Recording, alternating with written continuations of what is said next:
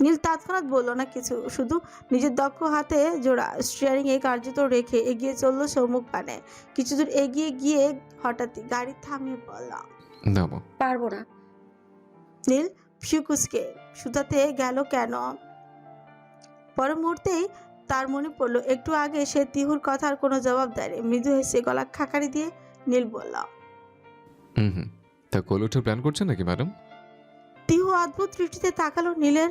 মৃদু হেসে দৃষ্টি বিনিময় করলো তার দিকে। সঙ্গে সঙ্গে দ্রুত গাড়ি থেকে নেমে সম্মুখ এগিয়ে গেল তিহু। নীল বরাবরের ন্যায় পিছু করলো তার। মাটিতে লুটোপুটি খাওয়া তিহু ওড়নাটার আঁচল অতি সযত্নে তুলে নিল হাতে। তা থেকে তিহু মেলি পারফিউমের তীব্র সুবাস নিতে নিতে এগিয়ে চলল সম্মুখ পানে। কিছু দূর এগোতেই তাদের দেখা হলো নীলের দলীয় কর্মীদের সঙ্গে। ইফাস, আদনান, আরুশ, আবির সবাই সেখানে ছিল। তিহুকে দেখে একে একে সালাম ঠুকলো সবাই। এই একটাই সময় যখন তিহু মাত্রাতিরিক্ত অস্বস্তিতে ভোগে। নিজেদের থেকে বয়সে এত বড় লোকজনদের কাছ থেকে ভাবি শুনতে ভালো লাগলেও প্রতিনিয়ত সালাম শুনতে একদম ভালো লাগে না। তবু অভ্যাস তো করতেই হবে, তার বউ বলি কথা। তারা সবাই তিহুকে সালাম দিয়ে নীলের ইশারায় প্রস্থান করলো। অতঃপর নীল তিহুর হাত ধরে এগিয়ে চলল সম্মুখের দিকে। মৃদু আলোয় সজ্জিত স্থানটা। সন্ধ্যার রক্তিম আকাশের নিচে একজোড়া কপত কপতি রক্তবর্ণ কৃষ্ণচূড়া ভ্রু আকৃষ্ট ডালাটার নিচে দাঁড়িয়ে। চারিদিকে বিভিন্ন ফুলের সমাহার। মূলত একটা পার্ক এটা, যার কিছু অংশ নীলের মর্জি অনুসারে সজ্জিত হয়েছে।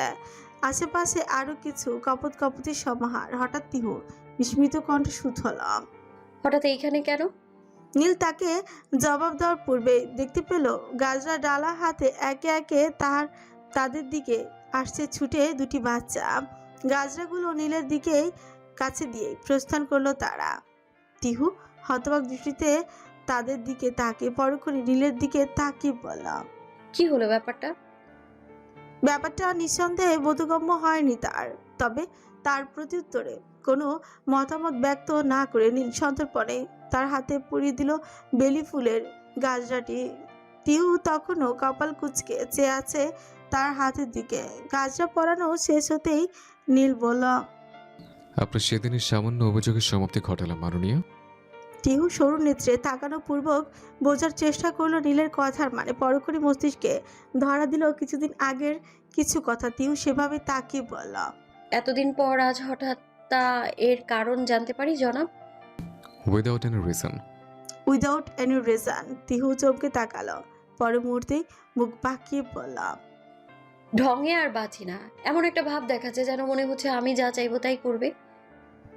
সে কথাটা ফিসফিসিয়ে বললেও তা কর্ণগোচর হলো না নীলের। সে গম্ভীর কণ্ঠে বলল, বলে দেখতে পারো। তিহু নিরুদ্বেগ ভঙ্গিতে গাজরা পরিহিত হাতের বাড়ি চেয়ে বলল, সেসব না হয় বাদ দিন, কি কি করতে পারবেন আমার জন্য সেটাই না হয় বলুন মিস্টার পলিটিশিয়ান। নীল মৃদু হেসে গভীর পৌরুষ কণ্ঠে গিয়ে উঠল, ये लम्हा जो ठहरा है मेरा है या तेरा है ये लम्हों में जी लूं जरा तुझ में खोया रहूं मैं मुझ में खोई रहे तू खुद को ढूंढ लेंगे फिर कभी तुझसे मिलता रहूं मैं मुझसे मिलती रहे तू खुद से ढूंढ लेंगे फिर कभी हाँ फिर कभी। উস, আস্তে। পাশে আমার বেঁচে থাকার একমাত্র অবলম্বন ঘুমন্ত। মাত্রাতিরিক্ত সতর্কতার মিশ্রিত নীলের কণ্ঠ এফাস কিঞ্চিত বিস্মিত কণ্ঠে বলল, কিন্তু ভাই শাট আপ স্টুপিড। আর কোনো কথা নেই। সে ফোন কাটতে যেতে এফাস দ্রুত কণ্ঠে বলল, ভাই ভাই ফোন রাখবেন না প্লিজ। জালাল পার্টির লোকেরা ইদানিং বেশি বাড়াবাড়ি করছে। কিছুদিন যাবৎ আমাদের দলের বহু লোককে নানাভাবে আহত করেছে ওরা। আফজাল চাচার অবস্থা ভালো না, ওনার ছেলে আনিরকেও আহত করেছে ওরা। যেহেতু আপনি আজ ফিরেছেন তাই আপনাকে জানালাম। What rubbish! এত কিছু হয়ে গেছে, তুই আজকে জানাচ্ছিস আমায়? ইয়ে মানে ভাই আপনাকে চাচা জানাতে বারণ দিয়েছিল। ইফাসের কথা শোনা মাত্র মাথা দপদপ করে উঠে নিলেন। তার মানে এই জন্যই ওয়ালিদ খান কিছুদিন আগে তিহুর সঙ্গে দেখা করে ঢাকা ব্যাক করেছে। এক হাতে তিহুকে আগলে অপর হাতে কনিষ্ঠা আর মাধ্যমা দিয়ে সর্বোচ্চ বেগে কপালে ঘষতে ঘষতে চিৎকার করতে গিয়েও নিজেকে সংবরণ করে যথাসম্ভব শান্ত কণ্ঠে সে বলল, what the hell, shut up stupid, phone রাখ, আই এম কামিং। বলে ফোন কেটে দিল নীল। মাথাটা ছিঁড়ে যাচ্ছে। এমনিতে দীর্ঘ সফরের ক্লান্তি, তার উপর তার দলের লোকের এই শোচনীয় খবর। সবচেয়ে বড় কথা, তার বাবা কেন এসব লুকোলেন? নীল একবার গভীর দৃষ্টিতে তিহুর ঘুমন্ত মুখের দিকে তাকালেন। সন্ধ্যার কিছুটা পরে বাড়ি ফেরার পথে দীর্ঘ যানজটে আটকে পড়েছিল তারা। ক্লান্ত, তার দারুণ তার বুকে হেলান দিয়ে ঘুমিয়ে গিয়েছে তিহু। সে অবশ্য সিটে হেলান দিয়ে ঘুমিয়েছিল, তবে তার নিদ্রা যখন ভীষণ গভীরে তখন নীল আস্তে আস্তে নিজের বুকের বাপ পাশে এনে রেখেছে তাকে। ধীরে ধীরে যানজট কমার সঙ্গে সঙ্গে অতি সন্তর্পণে গাড়িতে স্টার্ট দিল সে। বর্তমানে মন্থর গতিতে চলমান গাড়িটা শহরের ব্যস্ত রাজপথে ট্রাফিকের দীর্ঘ এক সারি অতিক্রম করে ধীরে ধীরে এগিয়ে গেল সেটা। মাথা ভর্তি দুশ্চিন্তার মাঝে নীলের সম্পূর্ণ মনোযোগ পাশের মানবীটির উপর স্থির। তার শখের বাগানের একমাত্র এই ফুলে কখনো তার এই নোংরা রাজনীতির আঁচ লাগতে দেবে না সে। কিন্তু যেহেতু নির্বাচন আসন্ন, তাই কোথাও নিরাপদ নয় তারা। তার উপর আলতাফ চাচার এই অবস্থা। একজন এমপির ছেলে হিসেবে সে এইসব দেখে চুপ করে বসে থাকতে পারে না। তার রাজনীতিতে নামা স্রেফ একটা শখ নয়, তার একটা অঙ্গীকার আছে, তার সমর্থকদের প্রতি তার একটা দায়বদ্ধতা আছে। ভাবতে ভাবতে এই গাড়িতে গতি বাড়ল সে। কিছু দ্রুত বেগে সেটি এগিয়ে চলল সম্মুখ পানে। ঘড়ির কাঁটায় রাত 8:45 নীলের গাড়িটা এসে থামলো ঢাকা সিটি মেডিকেলের সম্মুখে। আজ প্রায় সপ্তাহখানেক এখানে ভর্তি রয়েছেন আফজাল হোসেন। তাদের পার্টির সবচেয়ে বিশ্বস্ত আর পুরাতন মানব তিনি। তার আন্তরিকতা মুখে না বলে বোঝানো যাবে না। নীল দ্রুত গাড়ি থেকে নামলো। তিহুকে বাড়িতে রেখেই এসেছে এখানে সে। গাড়ি থেকে নামতে দেখতে পেল ইফাজ আর আদনান বাইরে অপেক্ষা করছে। তারা সালাম দিতেই উত্তর দিয়ে তাদের নিয়ে চটজলদি ভেতরে প্রবেশ করে নীল। আজ সকালে জ্ঞান ফিরেছে আফজাল হোসেনের। পাশে বসে আছে বিপর্যস্ত আনির। আফজাল হোসেনের একমাত্র পুত্র সে। তার অবস্থা ভালো নয়। নীলকে দেখা মাত্র আফজাল হোসেন উঠে বসার চেষ্টা করলেন। আছোয়া হয়ে বসেছিলেন তিনি। নীল দ্রুত পদক্ষেপে আলতাফ হোসেনের পাশের বেডে এসে দাঁড়ালো। তার কপালে গভীর চিন্তার রেখা। দীর্ঘ সফরে ক্লান্তি এখনো পুরোপুরি উপেক্ষিত। পাশে বসা বিধ্বস্ত আনিরের দিকে একবার চোখ বুলিয়ে সে বুঝল পরিস্থিতি যতটা খারাপ ভেবেছিল তার চেয়ে হয়তো গুরুতর। আফজাল চাচা, আপনি এইভাবে উঠছেন কেন? শুয়ে থাকুন। নীলের কণ্ঠস্বরে স্পষ্ট কর্তৃত্ব, তবে সেই সঙ্গে এক গভীর উদ্বেগ। আফজাল হোসেন দুর্বল কণ্ঠে হাসার চেষ্টা করলেন। বাবা নীল, তুমি এসেছো আসলে। কথা শেষ করতে পারল না তিনি। সামান্য কথাতেই কণ্ঠ রুদ্ধ হয়ে এলো। নীল শান্ত অথচ চাপা ক্ষোভ নিয়ে বলল, আপনি শান্ত হন চাচা, কিন্তু আপনারা কেন ব্যাপারটা আমাকে জানালেন না চাচা? এই দলের ভিত্তি আপনারাই। আপনাদের বিপদে আমি বিদেশে আরামে থাকবো, আর এদিকে আপনারা রক্ত দেখবেন? এটা কি ধরনের কথা? আফজাল হোসেন শান্ত করে একে একে আনিরের মুখ থেকে সমস্ত কিছু শুনল নীল। মূলত তাদের ঢাকায় না থাকার সুযোগ কি? কিছুদিন আগে জালাল পার্টির লোকেরা তাদের পার্টি অফিসে হামলা করে।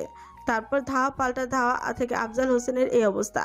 আর তাকে বাঁচাতে গিয়ে অনিরও আহত হয়েছে বেশ। সমস্ত কিছু শুনে নীলের চোখ দুটি ইস্পাতের ন্যায় ধারালো হয়ে উঠল। আফজাল হোসেনের সঙ্গে কিছু কথা বলে আদনান আর ইফাজকে নিয়ে বেরিয়ে পড়ল সে।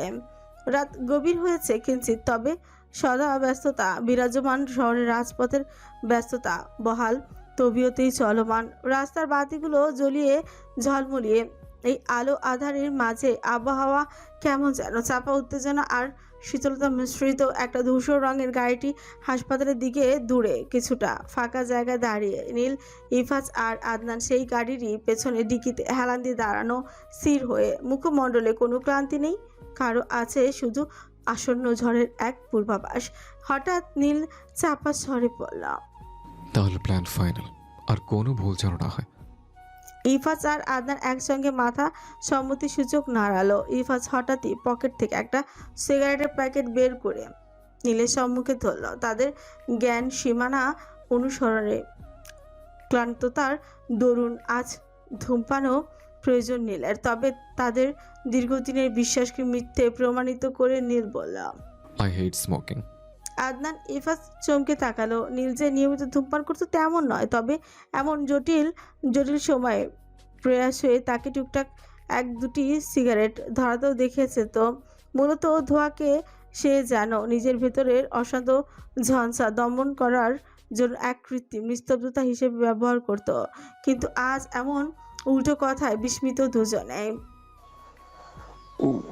ভাই আপনি তো স্ট্রেস কমাতে মানে আজ কি হয়েছে কিছু কি? নীল শান্ত অথচ তীক্ষ্ণ চোখে ইফাজের দিকে তাকালো। তার মুখমণ্ডল এক স্থির নবপ্রত্যয়। এভরিথিং ইজ চেঞ্জ নাও।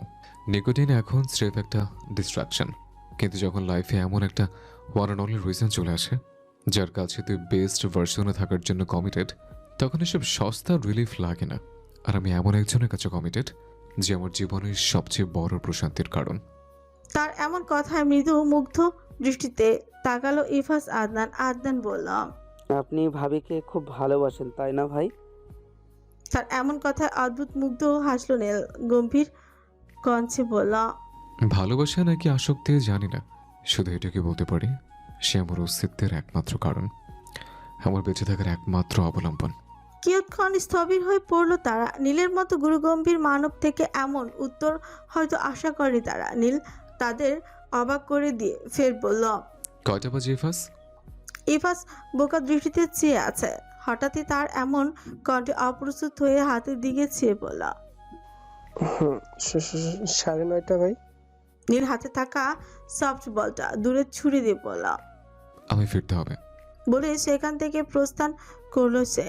গাড়িতে উঠে তা স্টার্ট দিতে দিতে ফের তাদের উদ্দেশ্যে সতর্কতামূলক কণ্ঠে বললাম, যা বললাম তার 1 ইঞ্চিও যেন নড়চড় না হয়। মাইন্ডেড, 1 ইঞ্চিও নয়। ইফাজ আদনান বাধ্য ছেলের মতো মাথা নাড়াতেই নীল গাড়ি স্টার্ট দিয়ে সর্বোচ্চ বেগে এগিয়ে গেল সম্মুখ পানে। ঘড়ি কাটা 9:45 পেরিয়ে 46-এর উপর স্থির হয়েছে সবে। তিহু বেলকনিতে দাঁড়িয়ে নীলের অপেক্ষায়। সেই যে তখন তাকে মহলে নামিয়ে দিয়ে বেরিয়েছে, এখনো ফেরার নামগন্ধ নেই। এতক্ষণ অবশ্য সবাই ছিল। কিছুক্ষণ হয়েছে সকলে প্রস্থান করেছেন নিজ নিজ কক্ষের উদ্দেশ্যে। দীর্ঘ সফরে দরুন ক্লান্ত সকলে, তবে সন্ধ্যায় কিছুটা ঘুমিয়ে নেওয়ার দরুন ক্লান্ততার পরিমাণ যৎসামান্যই তিহুর, বরঞ্চ তার চঞ্চল আঁখি জোড়া স্থবির হয়ে আছে প্রধান ফটকের পানে। নীলের আগমনের অপেক্ষায় চাতর পাখির ন্যায় যে আছে সে। হঠাৎই একটি গাড়ি আগমনী শ্রবণ গোচর হতে তিহু চঞ্চল চক্ষু পল্লব ঝাপটালো বারগায়। ঘন অন্ধকারের মাঝেও তীব্র বেগে ছুটে আসা ধূসর রঙের সেডান গাড়িটিকে চিনতে তার ভুল হলো না। দ্রুত বেগে গাড়িটি বিশাল লোহার ফটক অতিক্রম করে ভেতরে প্রবেশ করে প্রশস্ত আঙিনায় এসে স্থির হলো। তিহুর সৌনেত্রী এক ঝলক চাইল সেদিকে। কিছুক্ষণের মধ্যে কক্ষের দরজা এসে কড়া নাড়ল নীল। আধ খোলা থাকায় সামান্য স্পর্শেই খুলে গেল তা। ভেতরে ঢুকে তিহুকে না পেয়ে মুচকে এসে বেলকনিতে প্রবেশ করলো সে। এদিকে নীলকে না দেখতে পেয়ে তিহু উকি মারলো বেশ কয়েকবার। মাত্র আসা মানবটি হুট করে কোথাও উধাও হয়ে গেল, চোখে পলকেই হারিয়ে গেল নাকি এটা তার ভ্রম ছিল। সে যখন নীলকে খুঁজতে ব্যস্ত তখনই নিঃশব্দে অগোচরে তার পেছনে এসে দাঁড়ালো নীল। প্রশান্তির হাসির রেখা ঠোঁটে বিদ্যমান রেখে বরাবরের ন্যায় গভীর কণ্ঠে প্রশ্ন ছিল, আমাকে খুঁজছেন ম্যাডাম? তিহু হঠাৎ নীলের এমন কণ্ঠে হতচকিত হয়ে উঠল। দ্রুত পেছনে ঘুরে নীলকে দেখতেই স্বস্তি নিঃশ্বাস ছাড়ল সে। তবে এতক্ষণ অধীর আগ্রহে নীলের অপেক্ষা থাকলেও তাকে দেখেই গম্ভীর হলো সে। অভিমানী কণ্ঠে বলল, একদম না। বলে নীলকে পাশ কাটিয়ে কক্ষের উদ্দেশ্যে যেতে লাগলো সে। তবে পেছন থেকে তার হাতটা খপ করে ধরে বসলো নীল। কাছাকাছি টেনে বলল, মিথ্যা বলে যায় যদি অপর পক্ষ তা ধরতে না পারে, কিন্তু আমি তো ধরে ফেলেছি। তা এত বড় মিথ্যা বলার কারণ কি ম্যাডাম? কিসের আবার মিথ্যা? ঘুম আসছিল না তাই দাঁড়িয়েছিলাম, নতুবা কারো জন্য সাত করে অপেক্ষা করার জন্য কোনো ইচ্ছে নেই আমার, বিশেষত তার জন্য যে আমাকে কিছু না জানিয়ে এত রাত পর্যন্ত বাইরে থাকে। নীল বুঝলো অভিমানীর অভিমান, ঘড়ির কাঁটায় চেয়ে বলা। সবে তো রাত 9:50, এত রাত কিভাবে হলো? আমি কি আপনার কাছে কৈফিয়ত চেয়েছি? ছাড়ুন আমায়। তিহু মুচড়ামুচড়ি করতে নীল তাকে ঘিরে আরো কাছে টেনে নিল, ঘনিষ্ঠ হয়ে বলল। আচ্ছা নাও, বুঝেছি এটা অনেক রাত, কিন্তু আমার কথা রাতে শোনো। বলুন, কি বলবেন? That's like my lady, but আপনার জানা উচিত ম্যাডাম, আপনার হাজবেন্ড শুধু আপনার হাজবেন্ডই নয়, একজন ব্যবসায়ী প্লাস আপনার মতে নেতা সাহেব। তার ব্যবসা আছে, আর এতদিন সে বাইরে ছিল, তো সব দিকটা হ্যান্ডেল তো করতে হবে। বাচ্চাদের ভোলানোর মতো এমন কথা বলায় তিহু ফ্রিকুচকে বলল। ছেলে ভোলানোর মতো কথা বলার কোনো দরকার নেই মিস্টার। আমি বাচ্চা নই, ভালো করেই জানি আপনার বিজনেস আছে, কিন্তু সেটা একটা কল করে জানালেই হয়। আর আজকে ফিরতে পারেননি, আজকে থেকে কিসের দায়িত্ব? হ্যাঁ, কিসের দায়িত্ব? হ্যাঁ, আচ্ছা নাও, দোষটা আমারই। এবার রাগ কমেছে ম্যাডাম, বড্ড ক্লান্ত লাগছে, রুমে যাই। আপনি না হয় বিছানাতেই ঘুমান। তিহুর এমন কথায় সরু নেত্রে তার দিকে তাকালো নীল। ইঞ্চিত আশ্চর্যজনিত কঞ্চে বলল। কে? বলেছি বিছানায় ঘুমোতে। এমনিতেও জাফলংয়ে তো এটাই হতো, এখন আবার নতুন করে বাংলা সিরিয়ালের নায়কদের মতো হওয়ার কিছুই নেই। আর তাছাড়াও সকালে রহিমা আন্টিরা যখন রুম গোছাতে আসে, তখন ওই সোফাটার দিকে কেমন করে যেন তাকায়। নীল ঘড়ি খুলতে খুলতে আর মনে বলে উঠল। বউ থাকে সত্যি বিছানা ঠিকঠাক, আর বরের বালিশ সোফায় থাকলে সবাই তো ওভাবে তাকাবে।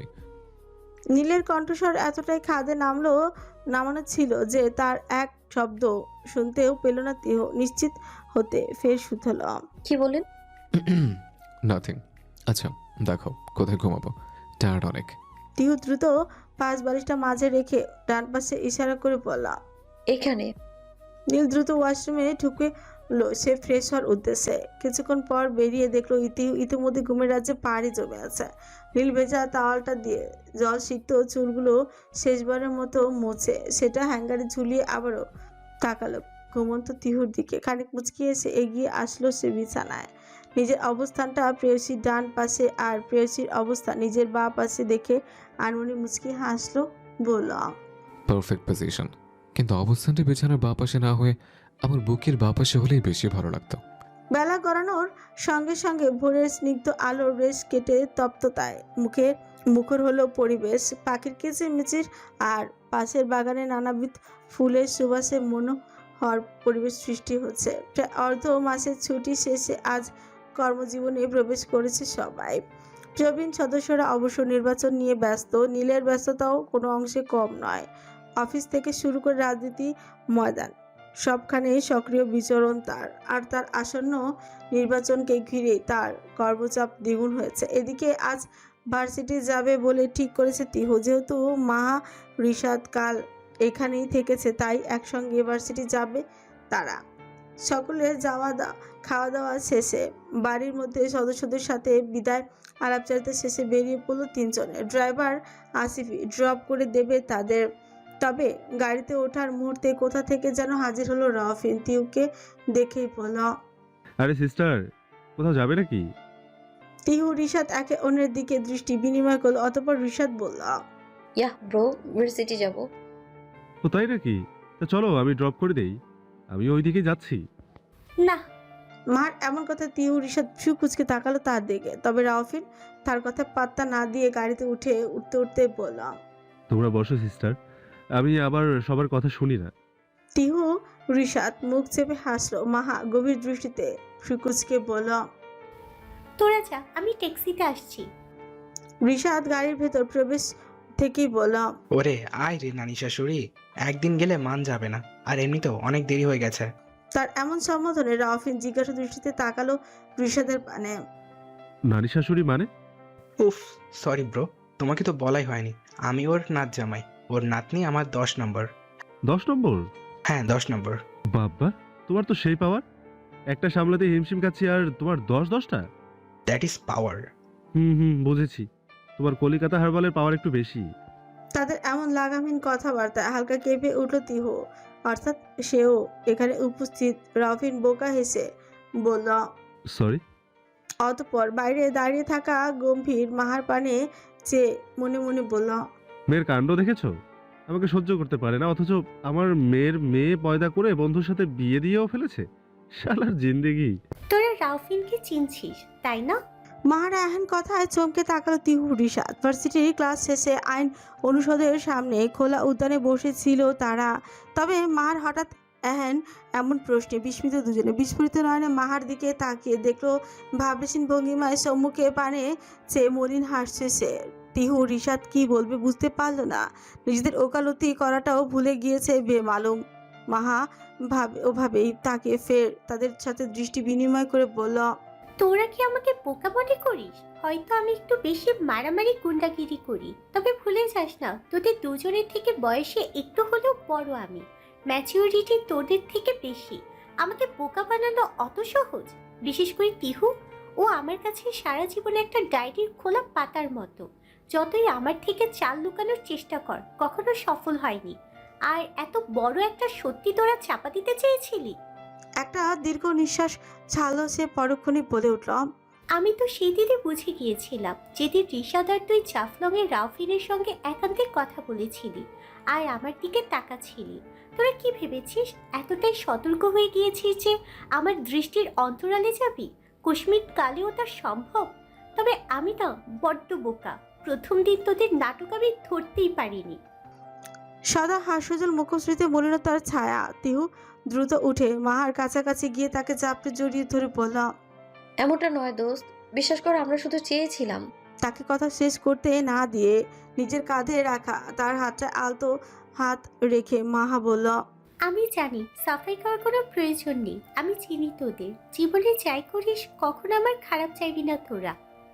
তিহু শক্ত করে চাপে ধরলো মাহাকে। রিশাদ অপ্রস্তুত হেসে পড়ল। তাহলে চলুন একটু ফুচকা খেয়ে আসা যাক হাজবেন্ড সাহেব। হাজবেন্ড? তিহু চমকে তাকাতে রিশাদ তার মাথায় গাঁটটা মেরে বলল, ড্রামা বন্ধ করুন মিস ড্রামা কুইন। আমাদের জেন্ডার চেঞ্জ আপনি করেছিলেন, আর বিয়েটাও আপনি দিয়েছিলেন আমাদের। ছেলেবেলার কথা মনে করে শব্দ করে হেসে উঠল দুজন। মলিন ছোট হাসি ফুটল মাহার। তিনটিতে মিলে এগিয়ে চলল প্রধান ফটক পেরিয়ে। রাজনীতিতে ময়দান ফাঁকা পেলে টিকটকেও নিজেকে বৃহৎ কিছু মনে করে, তবে তার বোঝা উচিত নিজের অবস্থানটা।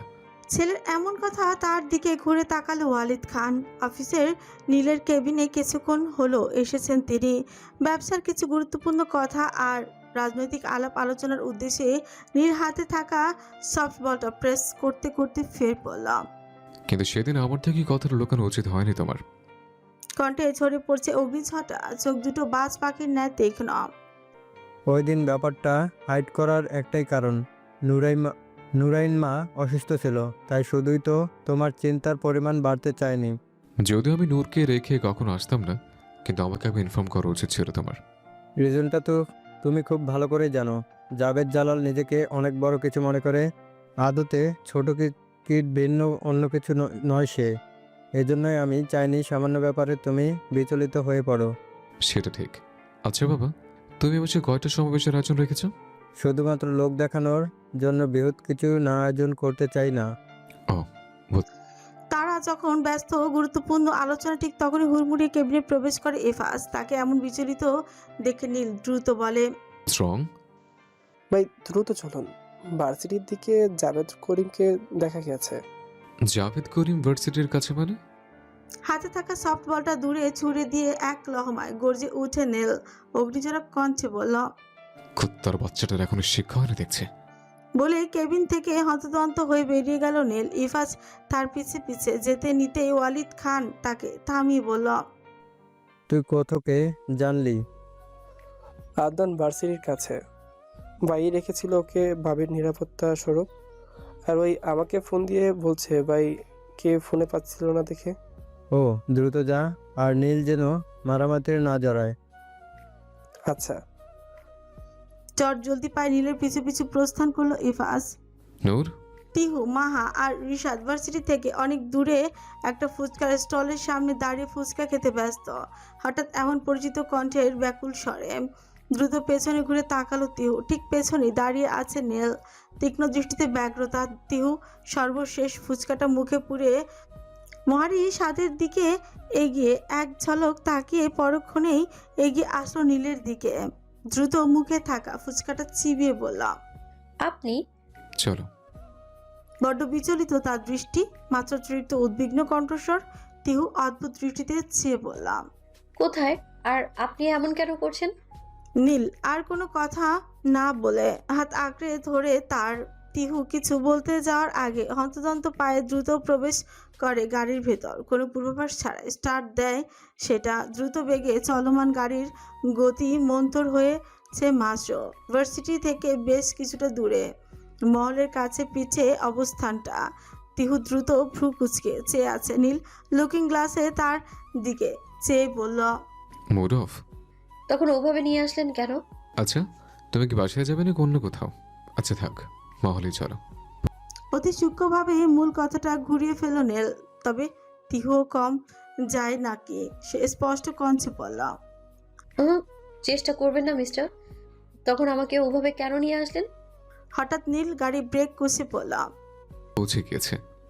তিহু বিরক্তিতে ভ্রু কুচকে তাকালো। মহলে পৌঁছেছে যাওয়ার দরুন ব্যাপারটা চাপা পড়লো তখনকার মতো। নীল গাড়ি থেকে নেমেই বরাবরের ন্যায় গম্ভীর পথচারণায় প্রবেশ করলো মহলে। তিহুও কিঞ্চিত দাম্ভিকতায় প্রবেশ করলো সেথায়। আসসালামু আলাইকুম আব্বু। তিহুর কণ্ঠের শঙ্কা স্পষ্ট। অযাচিত কারণেই কণ্ঠ কাঁপছে আজ। মনে হচ্ছে কোনো এক বিকট ঝড়ের পূর্বাভাস আসবে আজ। হলো তাই। সদা স্নেহময় নওশাদ হকের কণ্ঠ আজ গুরুগম্ভীর। ওয়ালাইকুম আসসালাম। তুমি বাসায় আসবে কবে? পরীক্ষা শেষ হয়ে গিয়েছে না? আর টুরও কমপ্লিট? জি। রিশাদের নানু অসুস্থ হয়েছেন। তিহু ছোট্ট চোখ গিলল। শুষ্ক ছোট জোড়া ভেজালো জিহ্বা দ্বারা। আবারও মিথ্যে বলতে হবে তাকে। জি। তাহলে কালকে এখানে আসার প্রস্তুতি নাও। ছোট ছোট যাবে তোমাকে আনতে। তিহুর চোখ যেন কোটর থেকে বের হয়ে আসবে। ব্যতিব্যস্ত কণ্ঠে তাড়াহুড়ো সে বলল, না না বাবা, চাচুকে পাঠাতে হবে না। আমি বোঝা মাত্র ধীর কণ্ঠে বলল, চাচুর আসার দরকার নেই। আমি মাহার সাথেই ফিরবো। ও বলছিল খুলনায় যাবে আঙ্কেল আন্টির সাথে দেখা করতে। আচ্ছা, মনে রেখো পরশুদিনের মধ্যে এখানে তোমাকে দেখতে চাই আমি। যত দ্রুত সম্ভব আসার ব্যবস্থা করো। জি আচ্ছা। বাবা ফোন কেটে দিতে ফস করে স্বস্তি নিঃশ্বাস ছাড়ল তিহু। কি মিথ্যা নাটকটানা সাজিয়েছিল সে। বাবা মাকে জীবনের থেকে বড় মিথ্যা হয়তো এর আগে বলেনি কোনোদিনও সে। বলেছিল তাদের ভার্সিটি ট্যুরের কথা। ভেবেছিল হয়তো সপ্তাহখানেকের মধ্যে ফিরে আসতে পারবে। তবে ব্যর্থতার দরুন পার হলো প্রায় অর্ধ মাস। অতপর একটা মিথ্যা কি ঢাকতে পারে আরেক মিথ্যা? রিশাদের মায়ের দূর সম্পর্কের এক আত্মীয়দের দোহাই দিয়ে দিনগুলো যাপন করেছিল সে। আয়নায় দিকে তাকে বড় ইতস্তত হলো তিহু আজ। বাবার এমন কণ্ঠে বিচলিত করছে থাকে। তার উপরে আবার কালকের ভেতরে খুলনা ব্যাগ। যেন তেন কথা নয়। তিহুর হঠাৎ মনে হলো নীলকে কথাটা জানানোর প্রয়োজন। কিন্তু কোথায় সে? সে খুবই সম্ভবত নিচে কোনো আলোচনায় ব্যস্ত। অস্থিরতা ঘিরে বসলো তিহুকে। দ্রুত ফোন তুলে মাকে টেক্সট করে জানালো কাল ফেরার কথা। মার রিপ্লাইয়ের জন্য দেরি না করে রিশাদকে করলো আরেকটা টেক্সট। আব্বু যদি তোকে ফোন করে বলে বলবি আমরা ফিরেছি 2 দিন আগে, একটা এক্সাম ছিল এই জন্য দেরি হয়েছে। সে যখন ব্যস্ত হঠাৎই বেজে উঠলো পাশে থাকা নীলের ফোনটা। ভাইব্রেশন আর কিছুটা জোরে রিংটনের শব্দে বিরক্তিতে সেদিকে তাকালো সে। হঠাৎই তার চক্ষুদয় স্থবির হলো তার। বিমূঢ় দৃষ্টিতে চেয়ে রইল লক স্ক্রিনে। সেখানে জলজল করছে তারই ছবি।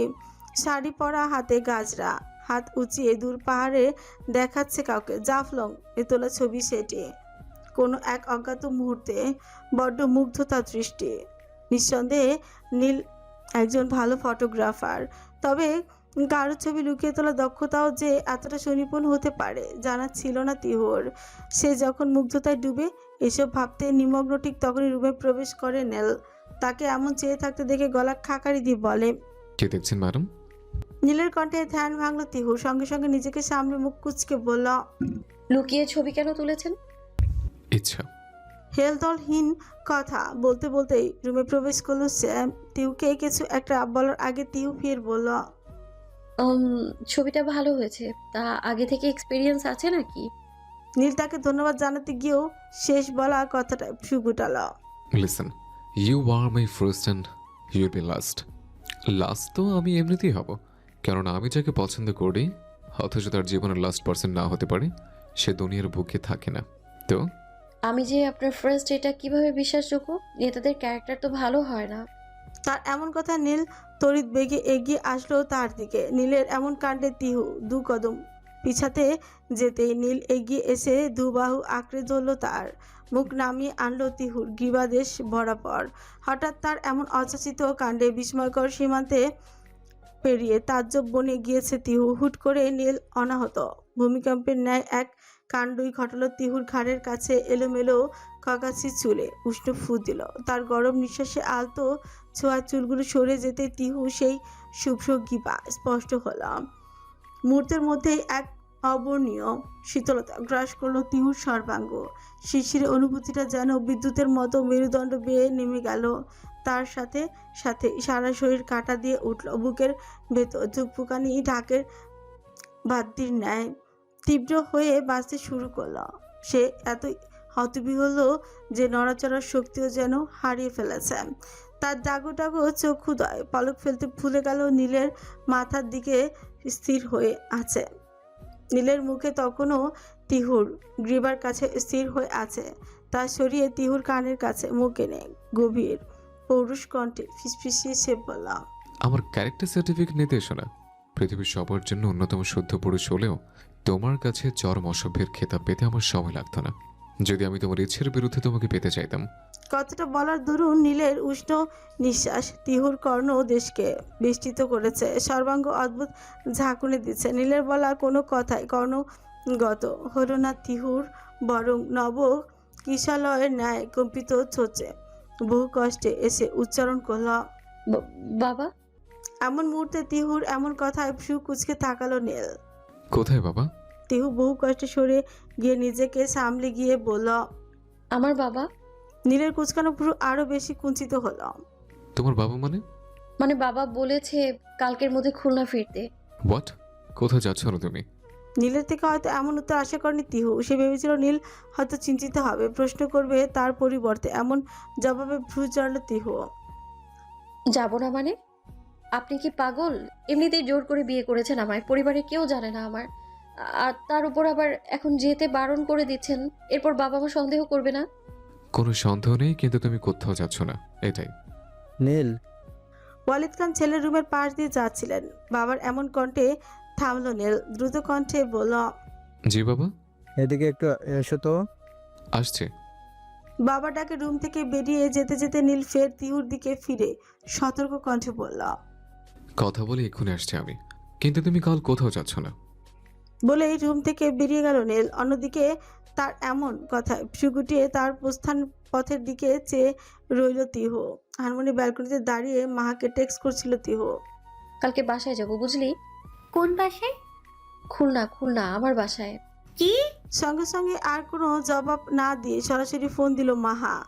তিহু রিসিভ করে হ্যালো বলার পূর্বে মা চিৎকার করে বলল, আঙ্কেল আন্টি কি সব জেনে গেছেন নাকি? আর একটু কর পালাই পালাই বিয়ে, পিরিত দেখে আর বাঁচি না। আল্লাহ গো, এবার কি হবে? তোর চাচাগুলো যা, ইয়া আল্লাহ। অনর্গল কথাগুলো বলেই থামলো মাহা। তিহু তাকে শান্ত করতে বলল, এবার থামো মা, আর কোনো প্রবলেম নেই। বাবা মাই যেতে বলেছে, হয়তো বা অনেকদিন যাইনি তাই। মাহা যেন হাঁপ ছেড়ে বাঁচলো। স্বস্তি নিঃশ্বাস নিয়ে বলল, তাই বল। কিন্তু সমস্যা হচ্ছে তো নেতা সাহেবকে নিয়ে। কেন? তাকে নিয়ে আবার কি প্রবলেম? তোর বর তো তোর কথাই চলে। আমি শুধু ভাবি আফসোস, কেন তোর আগে দেখাটা আমি পেলাম না। গা জ্বালানো কথাবার্তা বলিস না তো, আমি আছি এক জ্বালায়। ওসব বাদ দে, আজকে কি হয়েছে জানিস? তোরা চলে আসার পরে ওখানে সে কি এক অবস্থা, ব্যাপক মারামারি। ভাগ্যিস ঋষাদ সাথে ছিল। মানে? তার কথা শেষ হওয়ার পূর্বেই রুমে প্রবেশ করলো নীল। কিছুক্ষণ পূর্বের বিপর্যস্ত দৃষ্টি শান্ত শীতল। কক্ষে প্রবেশ করে গুরু গম্ভীর কণ্ঠে সে বলল, কাল কয়টায় যেতে চাও? কয়েক মিনিটের ব্যবধানে তার এমন বদলে যাওয়া মনোভাব দ্বিধাগ্রস্ত তিহু কিঞ্চিৎ ভ্রু কুঁচকে বলল, মানে? নীল কক্ষে প্রবেশ করতে করতে বলল, গাড়ি রেডি আছে, আনোয়ার চাচা তোমাকে তোমাদের আগের ফ্ল্যাটে দিয়ে আসবে। তিহু এবার বিস্ময় চূড়ান্তে অবস্থান করছে যেন, তেমন ভঙ্গিমাতে সে জিজ্ঞেস করতে চাইল। কি হয়েছে? তবে তাকে অবাকে চূড়ান্তে পৌঁছে দিয়ে দ্রুত ওয়াশরুমে প্রবেশ করে ঠাস করে দরজাটা লাগিয়ে দিল নীল। তিহু বোকার মতো চেয়ে থাকলো শুদ্ধ। খুলনার প্রাণকেন্দ্রে বিশাল এলাকা জুড়ে দাঁড়িয়ে আছে হক মেনশন নামক হক পরিবারের পৈতৃক ভিটে, যার পারতে পারতে ইতালিয়া স্থাপিত এবং আর বংশীয় গাম্ভীর্যের ছাপ স্পষ্ট। ইউরোপীয় বিভিন্ন দেশের সঙ্গে ব্যবসার সুবাদে বাড়ির আনাচে কানাচে ইউরোপীয় রুচির ছোঁয়া স্পষ্ট। হঠাৎই কাঙ্ক্ষিত গাড়ি এসে ভিড়ল হক মেনশনের সিংহদুয়ারের সামনে। সঙ্গে সঙ্গে শব্দের ঝংকার তুলে প্রকাণ্ড ভারী লৌহ শৃঙ্খল খোলার আওয়াজে মুখরিত হলো চারিদার। ধীরে ধীরে মন্থর গতিতে বিলাসবহুল গাড়িটি প্রবেশ করলো প্রাচীন ঘেরা এলাকায়। নরম সবুজ ঘাসের গালিচার ওপর দিয়ে গাড়িটি ধীরে ধীরে প্রবেশ করলো ভেতরে।